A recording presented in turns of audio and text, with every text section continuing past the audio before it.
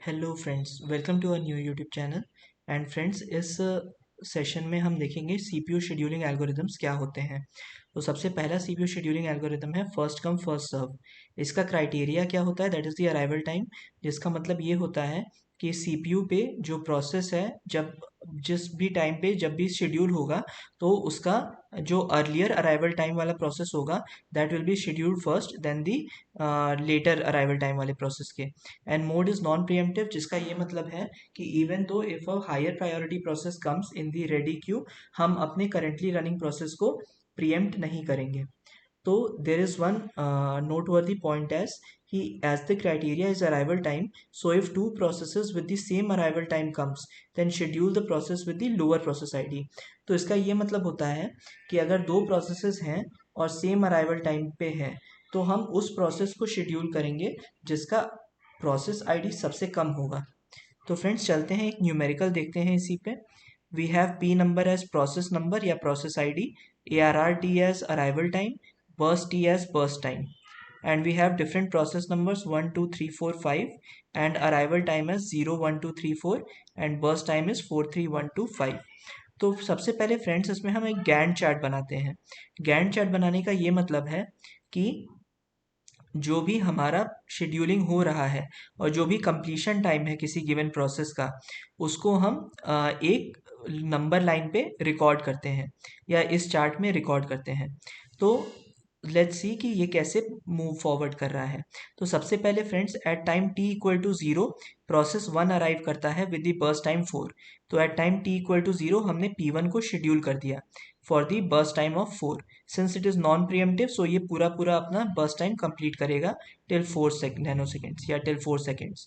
Now अब t equal टू 4 पे हमारे पास 2 3 4 5 चारों प्रोसेसेस आ चुके हैं, लेकिन हम शेड्यूल किसे करेंगे? जिसका अराइवल टाइम कम होता है, सबसे कम होगा। तो that is arrival time of 1 with the process number P2। So P2 को हमने किया और इसका बर्स्ट टाइम 3 है, सो 4 + 3 7 तक ये चला। नाउ फिर अब हमारे पास प्रोसेसेस हैं 3 4 5, तो हम कौन सा शेड्यूल करेंगे? P3 को शेड्यूल करेंगे with the burst time of 1। तो P3 को हमने शेड्यूल किया फ्रॉम 7 to 8।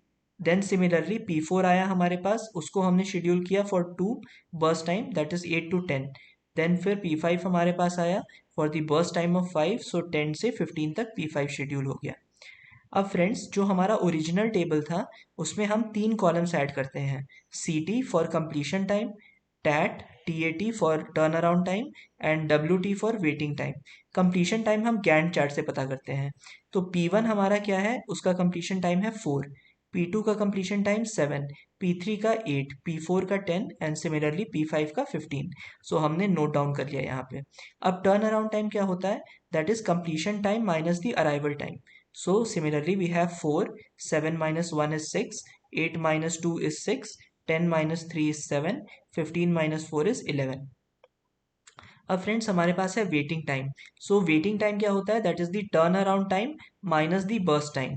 तो 4 minus 4 that is 0, 6 minus 3 that is 3, 6 minus 1 that is 5, 7 minus 2 that is 5, 11 minus 5 that is 6। तो ये सारे प्रोसेसेस हमने टर्न अराउंड टाइम और वेटिंग टाइम निकाल लिया। अब एवरेज टर्न अराउंड टाइम क्या होगा? हम इस कॉलम के एलिमेंट्स का सम करके उसको डिवाइड कर देंगे by the number of elements, जैसे हम नॉर्मल एवरेज निकालते हैं। So it will be 4 + 6 + 6 + 7 + 11 by 5 which comes out to be 6.8 seconds. अब एवरेज वेटिंग टाइम उसी तरह क्या होगा? 0 + 3 + 5 + 5 + 6 divided by 5 which is 3.8। So friends, यहाँ तक हम रखते हैं अपना फर्स्ट कम फर्स्ट सर्व का नोशन। एंड अगर आपको ये वीडियो अच्छी लगी हो तो please like this video and also subscribe to my channel. And आप ऐसे ही हमारा मोटिवेशन बढ़ाते रहिए, तो हम और अच्छे कंटेंट लेते आएंगे। And thanks all and bye.